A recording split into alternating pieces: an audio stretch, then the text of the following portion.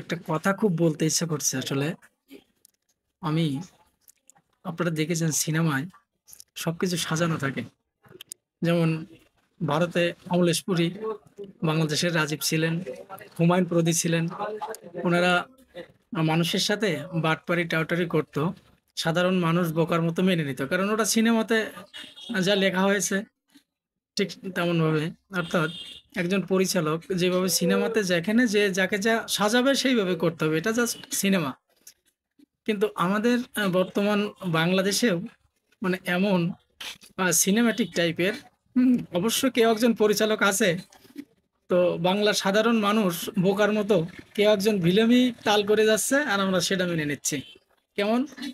ধরেন আজকে এই যে সারজিৎ আলম, এই যে আব্দুল্লাহ, হাসনাত আব্দুল্লাহ, তারপরে আরো কয়েকটা নাম আসলে ওদের নাম মানে মুখে নিতেও ভালো লাগে না।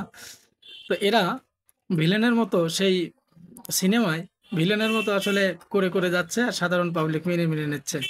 যদিও অনেক জায়গায় খুব দেখছে, হ্যাঁ, উত্তম মধ্যম হচ্ছে। এটা দেখে খুব ভালো লাগছে। তবে বাস্তব সত্যি কথা হচ্ছে যে সিনেমাতেও এতটা বেহায়া নির্লজ্জ আমি পাইনি যে সাধারণ জনগণের সামনে ভাষণ দেওয়ার জন্য যাচ্ছে আর তারা জুতো পেটা করতেছে। তারপরেও বলতেছে যে বাংলাদেশের মানুষ আমাদের চায়। আসলে এই ২৪-এর গণ আন্দোলন না হলে এই সমস্ত মানে বাংলার মাটিতে এই যে বাংলার সন্তান বলে আমরা যে দাবি করি সোনার সন্তান বলে, হ্যাঁ, এরা যে এতটা বেহায়া নির্লজ্জও আছে, হ্যাঁ, এটা দেখার কোনো সুযোগ ছিল না।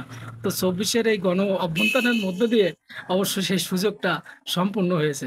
হ্যাঁ, মানে এখন দেখতে পাচ্ছি যে কতটা বেহায়া এবং জঘন্য বেহায়াও আমাদের এই বাংলাদেশে রয়েছে।